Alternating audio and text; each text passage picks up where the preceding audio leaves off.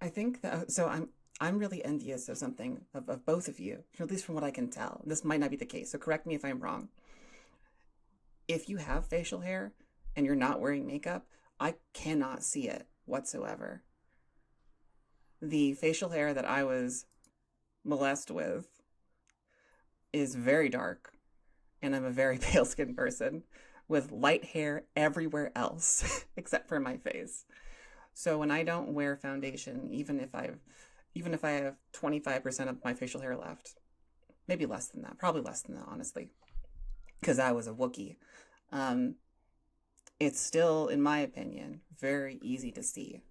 And I think that's what prevents me from usually having days where I'm like, I'm going to go out and I'm going to put on makeup. I'm like, well, I'll just put on foundation and mascara Mhm. is kind of like the bare minimum I will give myself. But if I can't do that, I'm not leaving the house. Or I'm not going on Zoom. Or if I am, it's going to, you're going to just get my profile photo, which is pretty cute. So it's fine. No, yeah, Yeah, you can go first, Marcia. I've never really had much facial hair ever. I have a little bit like on the tip of my chin and a little bit on the back side of my jaws, and that's about it. And so, yeah, this I haven't shaved yet today. You can kind of see it if I put it close to the camera. No, I really can't. Hmm. I can't see No, it, you to look be too, Check out honest with this. you. it's smooth as a baby's bottom. It's smooth. Yeah. Oh, you can see that there. Smooth like a criminal. See, there's It little really spots is. there. Sweetie, I Maybe really the can't. tiniest bit. I don't know. It's really Yeah. hard to tell, to be honest. Yeah. Maybe Well, your I can see it because videos. it bothers me. See, exactly. Real. Exactly. Real. I think that's my point, right? Like, Yeah. I mean, I had a surgery. I had a no surgery for my deviated septum, which is no longer deviated. Um, That's good. like probably like 8 months or so, and maybe 8 months into HRT, and I couldn't wear any makeup. I couldn't do anything, and I still had most of my facial hair. But I was just shaving, and I wasn't wearing a mask at all. Like after I got out of surgery, and I was still gendered correctly. So maybe it's all in my brain, but it still feels like shit. Yeah, yeah. Yeah, it's hard to overcome. Well, there I think are those things that are in your brain that'll make you feel like shit that nobody else notices as much as you. Yeah. But if they bother you, like, and it's something you can take care of, then you should probably look into taking care of that.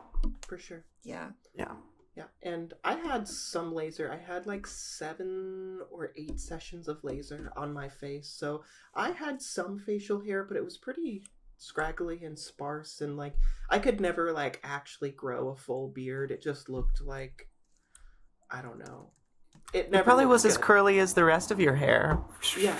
Yes, it was. And it was a mixture of like a dark brown and a blonde, so that got rid of most of the colored hair. So I have still some dark on like my upper lip and right here and some on my chin, but I have facial hair. You can't see it because what's left is mostly just blonde, but if you were to put your hand on my face, you can feel it. I usually shave like, honestly, whatever day that I plan on going out, I shave that morning.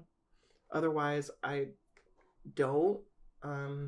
That's mostly just out of laziness more than anything else. It does bother me. I want to get electrolysis on my face at some point, but Me too. I it's feel yeah.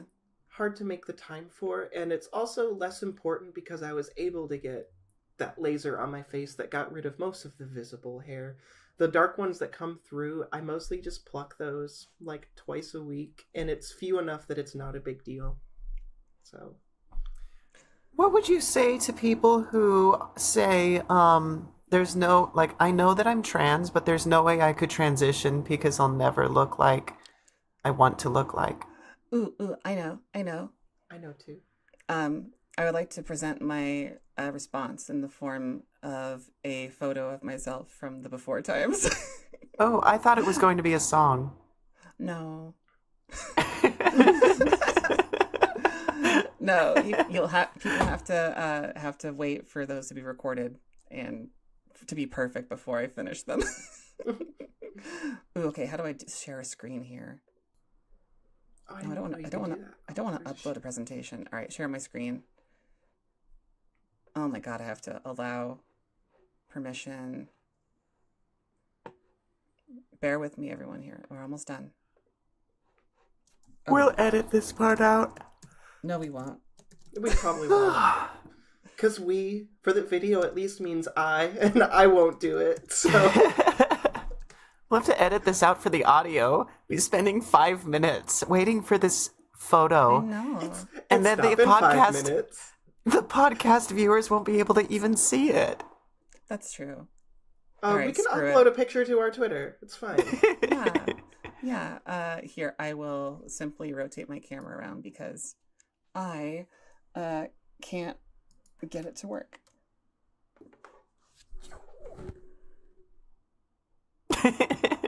That was me. This is me. That was me. You're gonna be fine. Also, look at Same that blue goddamn- eyes. Yeah. Look at that bushy beard. That's like the only thing I could tell that it's you, though, because it looks Yeah. like a completely different person. Yeah. My nose literally, I mean, my nose is still big, but my nose actually got more narrow and a little bit less Mhm. bulgy. I'm not rocking a Gandalf anymore, which is good. And at least for me, when I started transitioning, I had no actual real expectation of being pretty or passing. Like, I thought that was like too late. I started my hormones too late, blah blah blah blah blah, all of that kind of stuff. And I remember being like even 6 months in, and I was like, oh, I'm like beginning to see something here. And I guess it's a lot of what your expectations are, and like how, the mindset you go into it with, because like you can't just decide or like start taking hormones and be like, I will be a supermodel, like that is my goal. Like that's not really attainable for like most people, whether you are trans or not. That's just not how that works. And it's about setting like healthy boundaries, and that becomes really scary when you say words like that because it's so vague. But Mhm. it's about being honest with yourself and not being mean, and that's a really hard distinction to make. But it's just about like, I went into this being like, I'm doing this for how I want to feel, how I want to be able to express myself. And like, I was going to be at least somewhat okay with that no matter how the end result looked. I didn't expect to look the way that I did. And often, I think for most people, your results will turn out better than you expect. That's true. I will say, though, that, like, when I started transitioning, it was kind of like I wasn't necessarily trying to be, like, what somebody expected me to be or try to be, like, pretty or whatever. But I was just trying to be, like, the best version of myself that I could be. For myself and for everybody in my life. And whether or not I turned into a supermodel or not, I mean, I would be a lot happier as a mid-tier girl model than I would as a top-tier male model. Let's just put it that way. Yeah. I'd rather be an ugly girl than a pretty boy is ultimately what it comes down to. And like, that was something I was willing to accept for myself. And that's like such a personal question to ask yourself, and that's different for everyone. And navigate that on your own. No one can really tell you what to do with that kind of thing. Mm-hmm.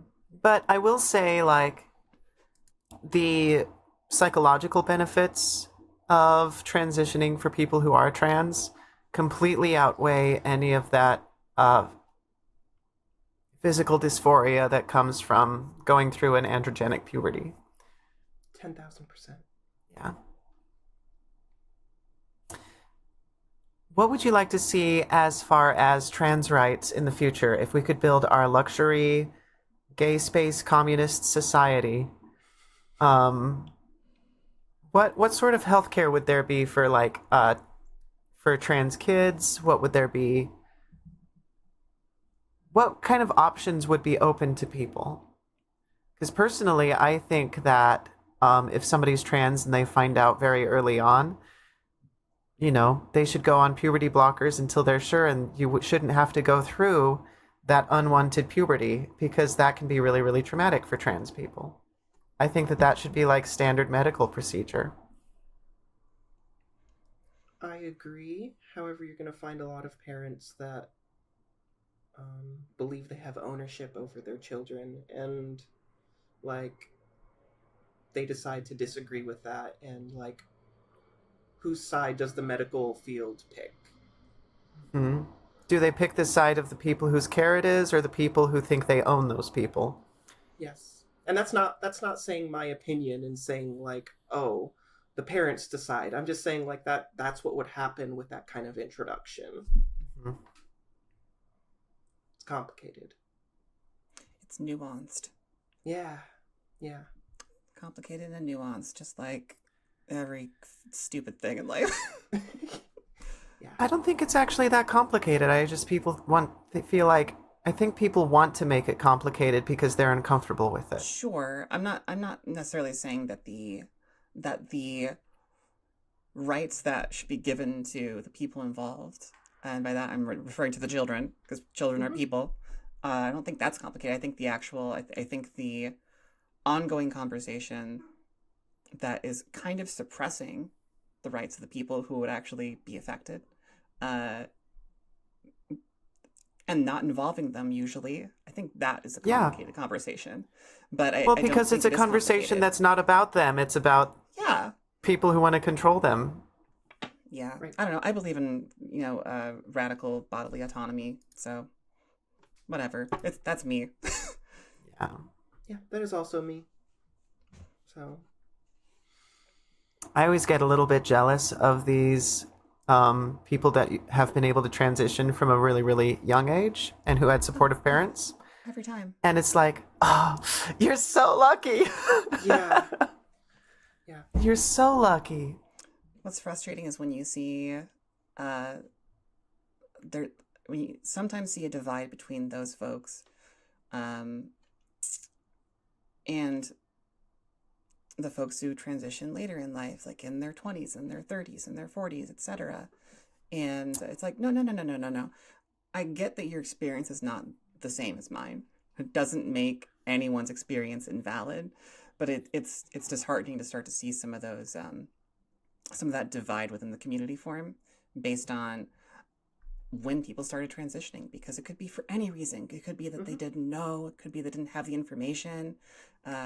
If you're young and you transitioned as early as you could and you've got supportive parents, oh my God, that's amazing. Please, I respect that. Fuck amazing. Yeah. Some of us didn't get to have that particular experience because of where we were at as a society at the time, location, geographical, the information available to us.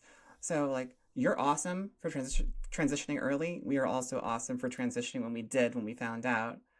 And let's just all be respectful of each other and appreciate and listen to everyone's experiences, because that's what's important, right? Is rebuilding the shit society from the ground up to actually be inclusive of everyone and not just shit on each other because, oh, well, you don't know what it's like because you didn't transition when you were a teenager. You didn't have the same kind of, and they start throwing on the words of female socialization and male socialization. I'm like, don't even, using the words of the enemy right there.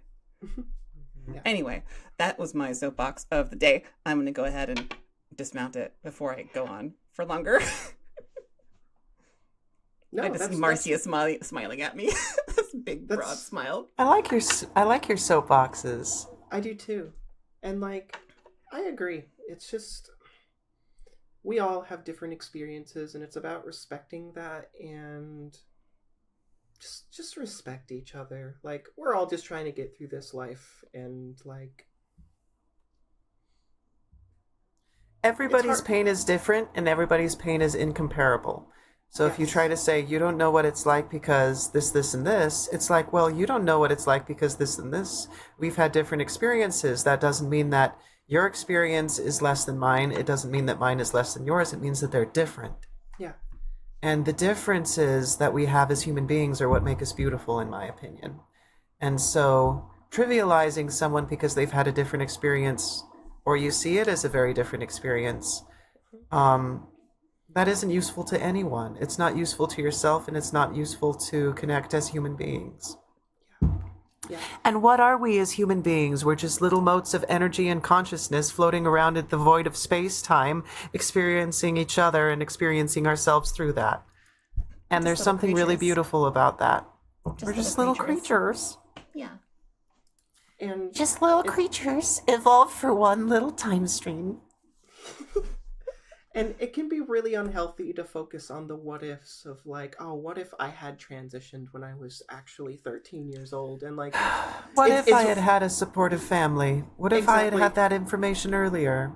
Like, every single one of us, no matter what our situation, could throw what ifs to make a situation better than what it is now.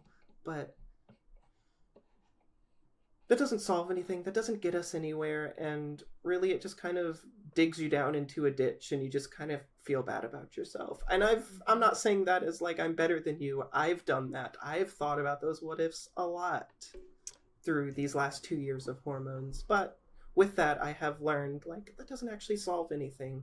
Like me thinking about wanting to transition at the age of 13 and what if my parents would have said no to that, and how that would have affected me, and blah, blah. You can go a million directions with that. You just kind of got to take what you have and make the best of that. Yeah. It's true. What if I had just real huge hunkamalongos, just real badonkers? Then you'd have to share. Because you can't have a surplus, and you know, if we're going to be a communist society, then we should really distribute among everyone equally. That's a what if you can change. You can change that what if. I'm not sure that I would want top surgery, though. I just want to grow them naturally. I go back and forth on it, to be honest. They're fun. To be honest. Yeah. I never thought I wanted it, and then I saw a friend of mine get top surgery, and I was like, oh, wait. I don't know. We'll see. Yeah.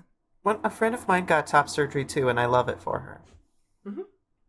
Not sure I'd love it for me, but I do love it for her. Sure.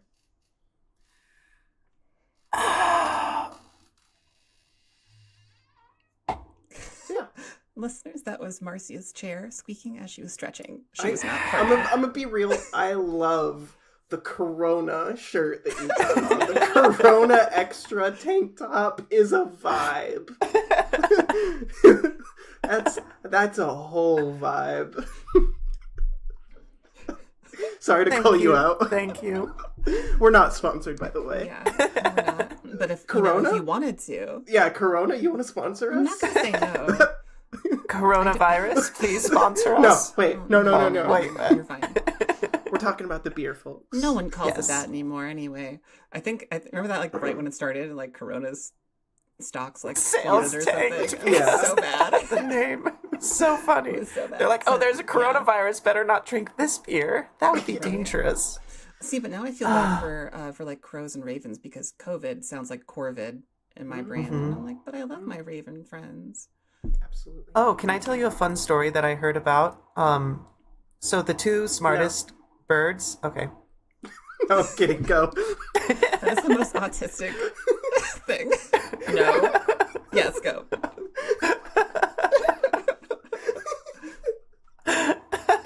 So I was basically two of the smartest birds, and actually two of the smartest animals in the world, are parrots and crows and ravens, right? Are ravens smarter?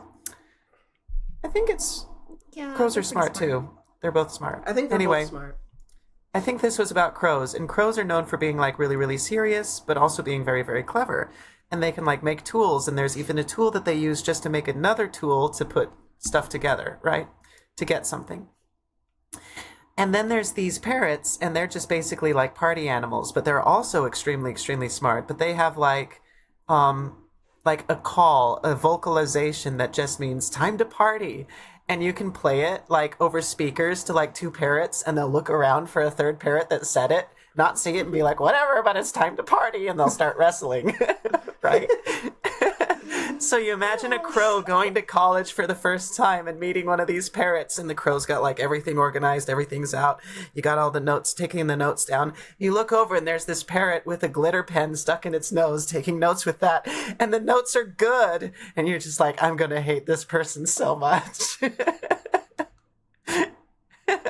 And I love that. I just really want to see the crows and the parrots in school together. Oh, Marcia. Your brain is a gem, and I adore it. All I can think of right now are parrots like partying to Andrew WK, and the raven just being like, or the crow just being like, God fucking damn it! I'm trying to study. Yes. Trying to study for my quiz tomorrow. I'm definitely much more of a parrot. I'm definitely more of a raven. Mm-hmm. You knew that though.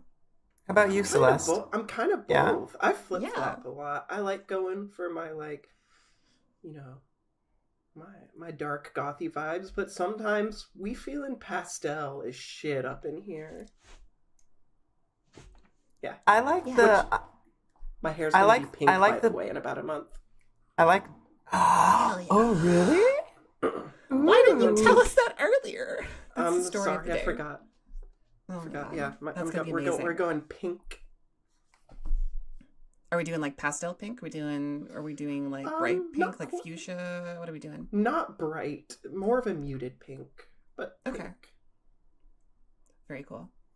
Like rose goldy pink. Ooh, I like it. Marcia, are you okay there, Marcia? Yeah, I'm just excited for you. Okay. Thank you. I had pink hair for a minute. It was really fun and I miss it, but it was just, I'm a blonde girl. It's just what it is. I've only dyed my hair once, and that was green last December, so. I've never dyed my hair, so I'm a little jealous of you that you got to dye your hair so early. Yeah, it just, I don't know. In Tennessee, that was like every job I ever had that was super not allowed. You couldn't have an unnatural hair color. Mm-hmm. And up here in Vermont, they don't give a fuck. They're like, I don't know, don't show up with a racist tattoo and you're good. Tight. Marcia, if you could dye your hair any color, would you? And if you would, what would it be? I've always kind of wanted to have like a deep crimson red. Ooh. Hell yeah. I think that would be cool. Yeah, I could see that. I can see that. How about you, Riv? I did the pink for a little bit, and that was really fun. I think that's the only other hair color I would do. I don't think I would look good with red hair because I have very pink undertones in my skin, and I think it would look too pink. I love being blonde. It's great. It's super good. But yeah, if anything else, it would be pink. I just hate the upkeep and maintenance. That's all. I thought about blonde, but I don't think that it would work for me.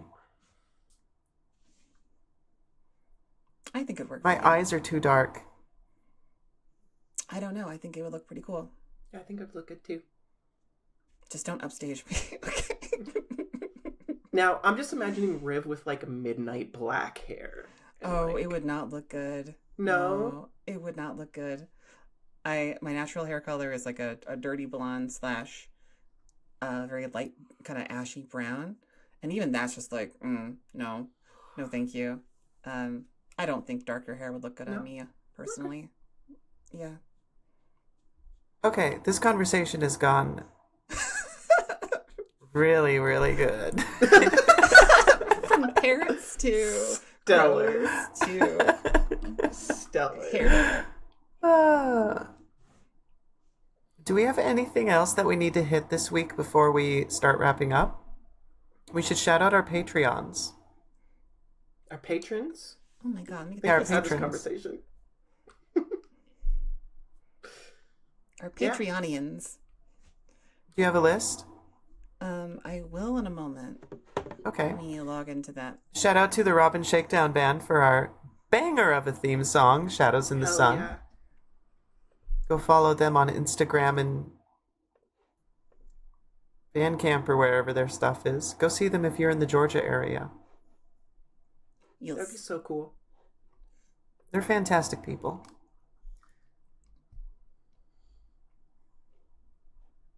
All right, who is a member here? Where's my list of members?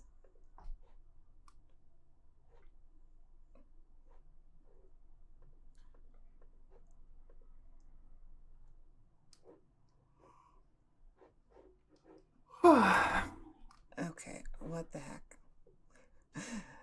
Today's theme is Riv can't navigate websites well.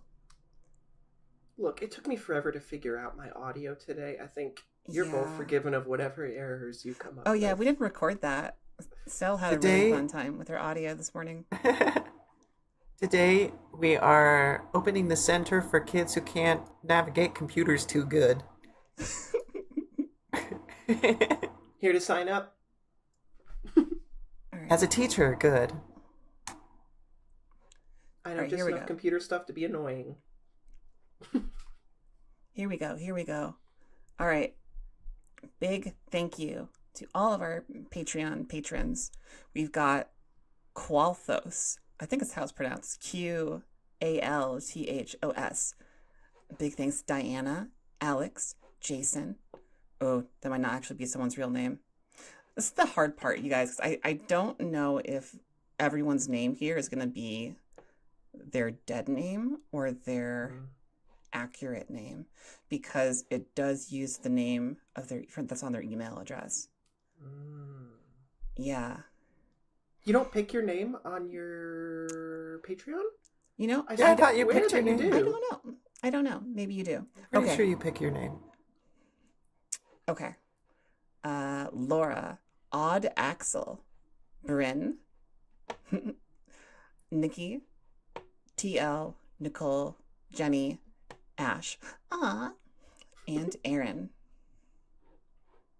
Thank you to all of you Thank for you your all so lovely much. support. 13 folks. You're all lovely. Our We next, love you to death. our next episode will be recorded. The end. It will be recorded. What? I'm super confused. I was about to say, Marcia's just dropping something that we don't even know. Our next episode will be recorded at some point. Eventually, Yeah. perhaps. So, anyway, there was a, Star Wars Episode 3, Revenge of the Sith, right? Yeah, Oh, yeah, I've I heard of do. it. Okay. I've heard of it. So there was like this fan project that took the Chinese translation and ran it through an English translator, so the whole movie became like English. And some people actually voice acted it, so you can look up the whole thing on YouTube. And like when it was retranslated, Revenge of the Sith became Backstroke of the West. And one of my favorite lines in that is when Anakin says, "This is where the fun begins." It gets translated as "game time started." So I just want to say that all the time now. Game time started. Hey, we're recording a new podcast. Game time started. Should have that voice line play at the beginning of all of our podcasts. Game time started, and then the music.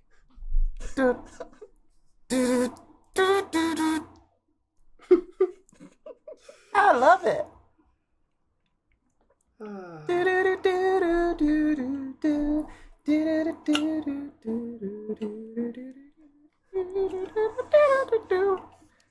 In the heat of the moment.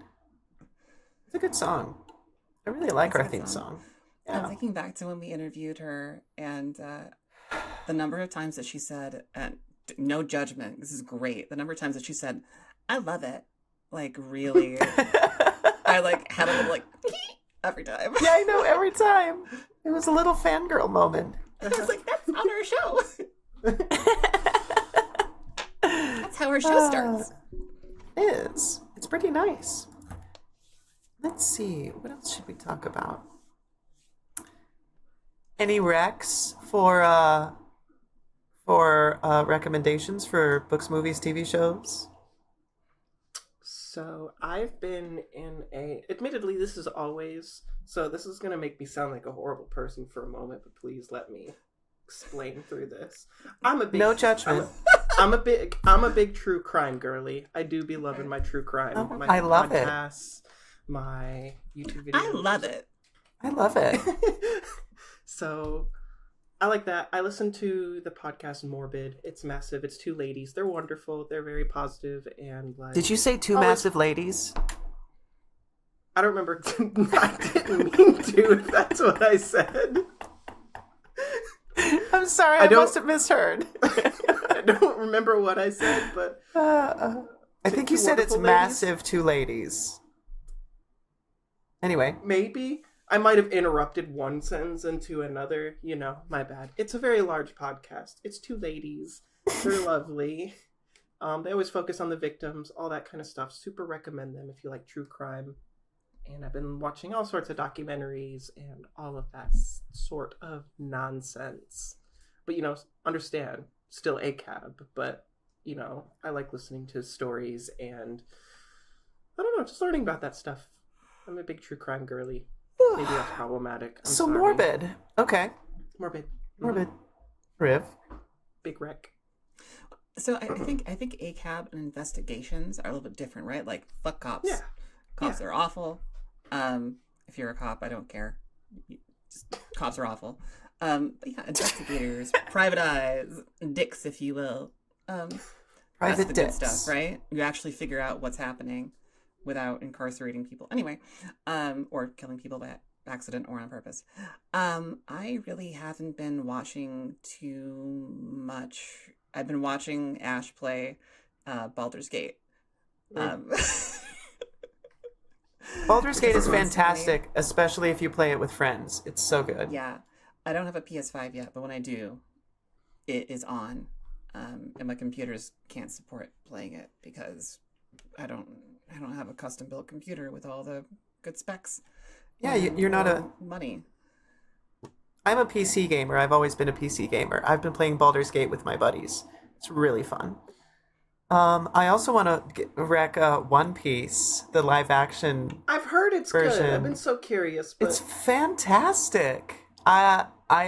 There's never been a good anime live action adaptation until now, and I think it's better than it's the best version of it out because all the pacing issues are like solved, and the production design is so good.